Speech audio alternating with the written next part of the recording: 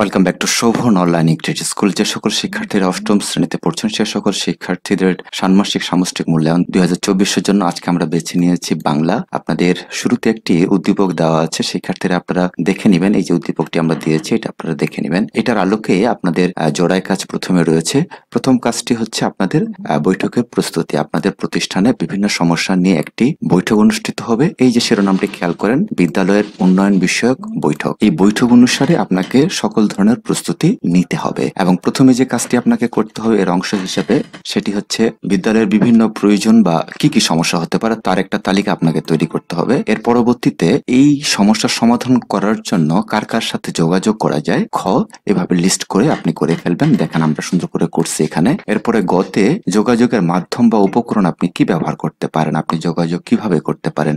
Phone call হতে পারে, email হতে পারে, সরাসরি হতে পারে, লিখিত আবেদন হতে পারে, সামাজিক মাধ্যমে যোগাযোগ হতে পারে। শিক্ষার্থীরা আপনাদের বলে রাখি এবং আপনাদের সবাই উদ্দেশ্যে বলে রাখছি, আপনারা যারা এটার পিডিএফটা নিতে চান অবশ্যই আমাদের যে হোয়াটসঅ্যাপ নাম্বার দেওয়া হয়েছে সেখানে যোগাযোগ করবেন এবং সর্বনিম্ন একটা নিম্নমানের একটা চার্জ রয়েছে সেটা দিয়ে কিন্তু আপনাকে নিতে হবে। তারপরে আপনাদের ধারাবাহিকভাবে যে জিনিসটা চাওয়া হয়েছিল নিজে খুঁজে পাওয়া বিষয়গুলো, আপনি কোন কোন বিষয়গুলো নিজে নিজে খুঁজে পেয়েছিলেন সেটা হচ্ছে শ্রেণীকক্ষের সঠিক রক্ষণাবেক্ষণ, পাঠাগারের বাইরের অভাব এবং আলোচনার মাধ্যমে উঠে এসেছিল আমাদের এই কয়েকটি বিষয়। এবং 2 নম্বরে যে বিষয়টি আপনাদের জানতে চেয়েছিল সেটি হচ্ছে যোগাযোগের নমুনাটা কিরকম হবে। মৌখিক যোগাযোগের নমুনা হবে, ব্যক্তি হচ্ছে প্রধান শিক্ষক, বিষয় হচ্ছে শ্রেণীকক্ষের রক্ষণাবেক্ষণ। এইখানে আপনি এবং শিক্ষকের সাথে কথোপকথন করছেন সেটা সুন্দর করে বাংলায় ডায়ালগের মতো করে, আপনারা যেমন ইংরেজিতে ডায়ালগ লেখেন ঠিক সেভাবে একটা ডায়ালগ মেক করে দিবেন।